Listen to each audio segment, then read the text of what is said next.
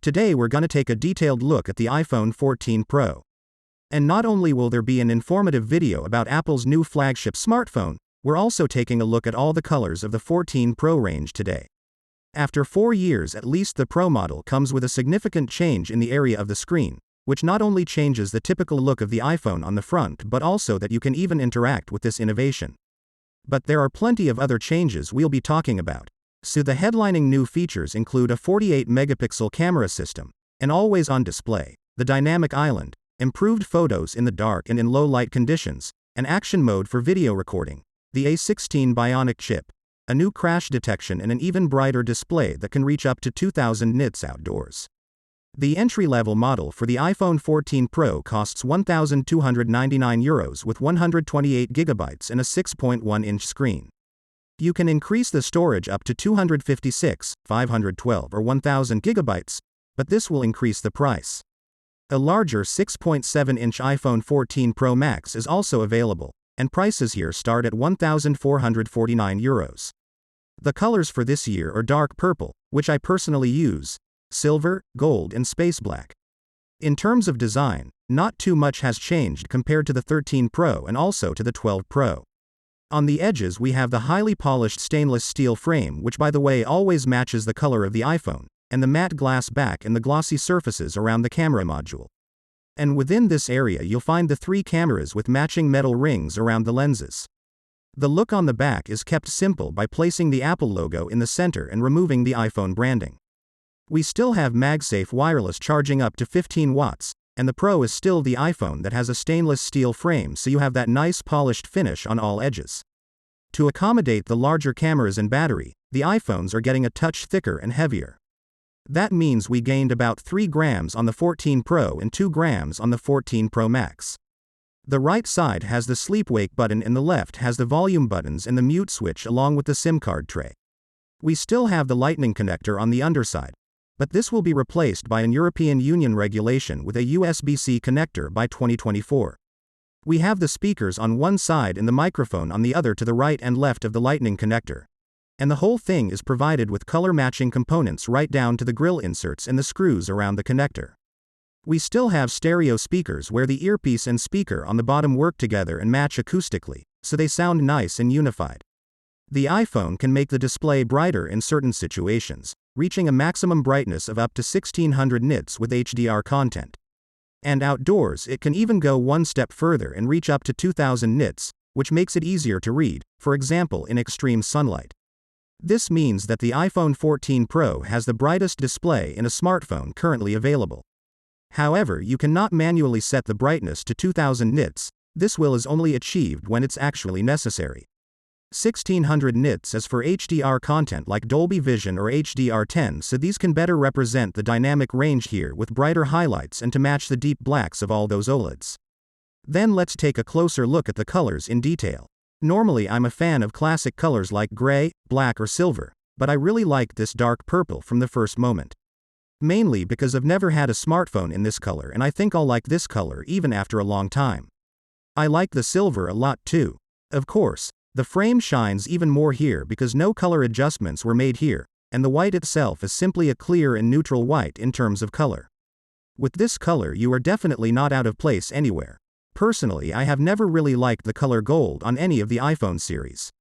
And this iPhone is no different.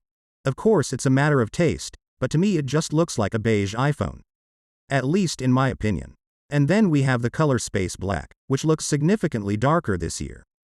Not only the shiny stainless steel frame but also the camera rings are black in this dark space, which makes the iPhone look extra dark. A color with which you are definitely on the safe side and looks good in every situation.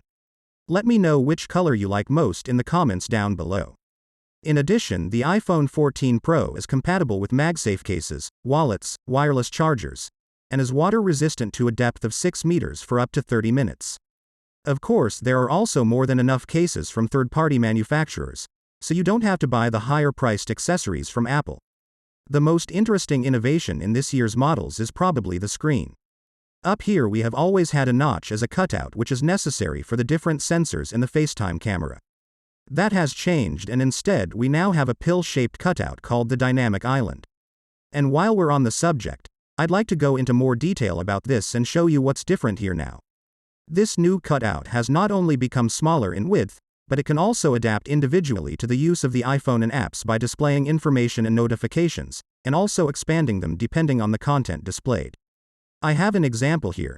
If you listen to music and return to the home screen, you can see that this is now also displayed at the top of the dynamic island. And now if I press and hold on that one, the area expands and shows a bit more info like the album art and a visualizer that adapts to the music. So it's kind of like a widget. By the way, you can also do this when you are in another app, so you don't necessarily have to switch to the app overview and search for the respective app, but can do this quickly and easily on the dynamic island. If you run more than one of the apps that support the dynamic island, the cutout splits in two. Let's say I want to listen to music, and set a timer so I don't forget to get the pizza out of the oven on time. As soon as I return to the home screen with the second app, one part remains pill-shaped and the other round, and you can press and hold both elements here and thereby control the app. Unfortunately, you cannot switch places of these apps up here. For example, I can't move the timer to the left to make it appear wider instead of the music widget.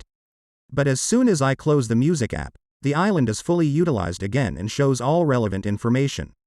In some situations, for example when you get a call, this area expands and takes up a little more space on the screen.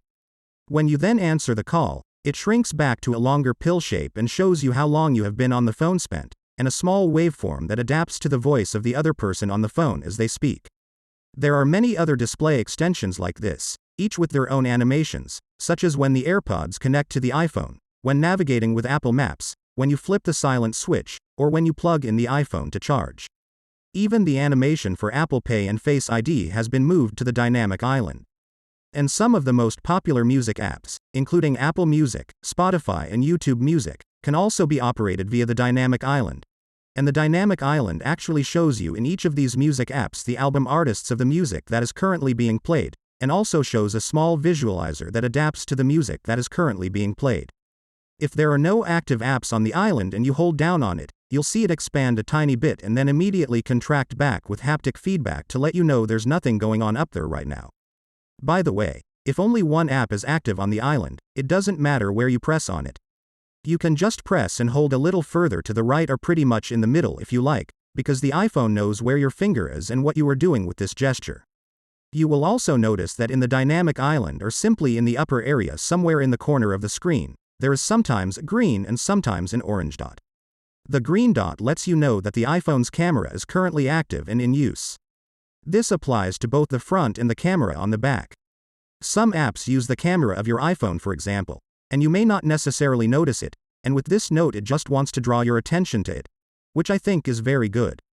The orange dot lets you know that the microphone is active. As soon as one of these two or both points light up, this means that they are now being actively used, and as soon as they disappear again, they are not currently in use. Another innovation in the iPhone 14 Pro is the always-on function, which is already known from other smartphone manufacturers or from the Apple Watch.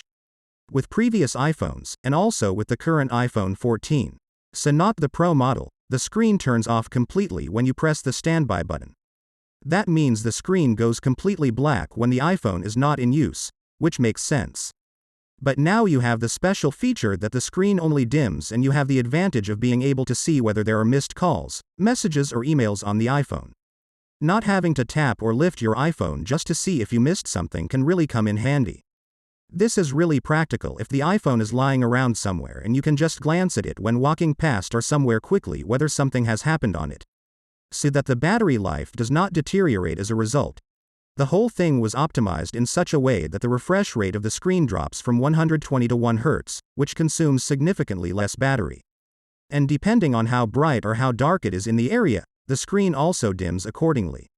So if the iPhone is lying with the display facing down, in your pants pocket, or just in a dark room, I'll simulate that by putting my hand on it.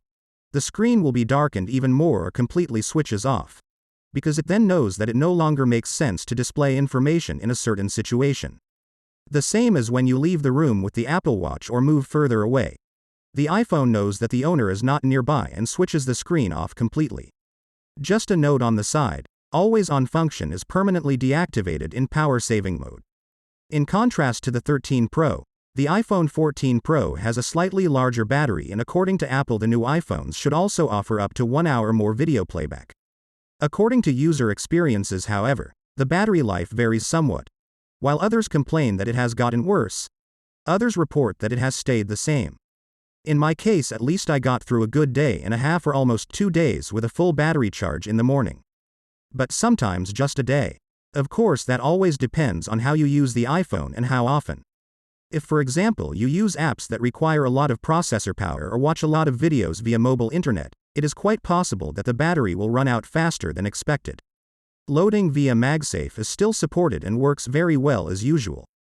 The biggest change to the iPhone 14 Pro's camera is the addition of a new 48-megapixel quad-pixel main sensor, which Apple says will allow for better photos and new features, as well as an additional 2x telephoto lens for a total of 4 zoom options. The iPhone 14 Pro has 3 lenses with one 48-megapixels main camera, another 12-megapixels ultra-wide angle, and another 12-megapixels telephoto lens. But while the main camera is the highlight in the overall camera module, Apple says that all 3 cameras have received a boost in low-light performance thanks to a new photonic engine. And of course, we want to know this for sure. In bright sunny light, the iPhone 14 Pro's main camera is really, really good. By default, the camera takes all that 48-megapixel data and packs it into a 12-megapixel final image, resulting in excellent pixel quality in a smartphone. Another benefit of this 48-megapixel sensor is that it's 65% larger than the one in the iPhone 13 Pro and appears large enough to handle some background and foreground blur. In the past, this was possible if you got close enough to a subject and the background was far enough away. And the iPhone 14 Pro also makes a really good figure in the dark. Night mode obviously works best with the main camera thanks to the much larger sensor. But you can also use it with the telephoto and wide-angle lenses if you want. The night mode is quite impressive and makes a notable difference in quality compared to not using it. The iPhone takes longer exposures that are either calculated automatically, or it gives you the option to manually choose how long you want the exposure to be. The new 2x zoom option, which is just a digital crop, looks pretty good. Details that would normally be lost and lose sharpness when zooming are still of very good quality here, at least in daylight. The telephoto lens allows you to capture high-resolution details from a greater distance, and the macro mode allows you to get very close to the smallest of objects without losing focus. The iPhone automatically changes the lens when you get closer to an object. This is particularly advantageous if you want to photograph insects or flowers very closely, for example, and still not lose sharpness and focus. The ultra-wide camera has also been improved, and Apple says the actual sensor is almost twice the size of its predecessor, alongside the software improvements. The result is that photos taken with the wide-angle camera generally look pretty good, but can't match the quality of the main camera in all lighting conditions. During the day or generally when the light is good, wide-angle photos look really good, but as soon as it gets a little darker, the wide-angle mode loses its sharpness. The action mode for video recordings has also been added. It is a feature with an advanced stabilization mode that uses the entire sensor to stabilize video without additional hardware. It reduces strong shaking, movements, and vibrations. A small downside with this mode is that it results in a slight downgrading of the resolution, and videos can be recorded at a maximum of 2K and 60 frames per second, which is still quite good, but there is a small drop in quality difference in image quality when action mode is disabled. But as I said, for most of the normal users, I think that's totally fine. The iPhone can also record in 4K at 24 frames per second in cinema mode, a frame rate favored by filmmakers to look more natural. The Pro models feature Apple's new A16 Bionic chip, which is about 17% faster than the A15 and helps deliver the same battery life as last year's model despite the extra features. Another new safety feature is the crash detection. With a high G-force accelerometer and a high dynamic range gyroscope, the iPhone can tell if you've been in an accident by sudden changes in direction, extreme slowdown, and rollovers. If so, it will automatically dial 911 after a countdown and notify your emergency contacts. You can also interrupt this countdown and confirm to the iPhone that you are not seriously injured, and then no emergency services will be called.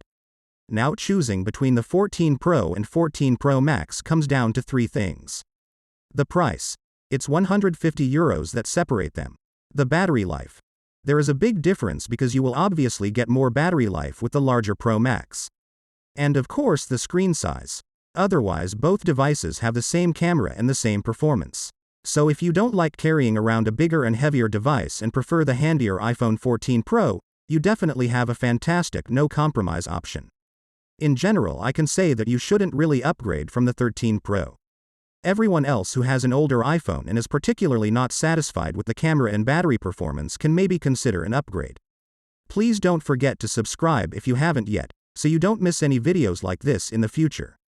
Alright guys, I hope this video was helpful and you enjoyed it, and if so, then please give it a like, and I'll see you in the next video.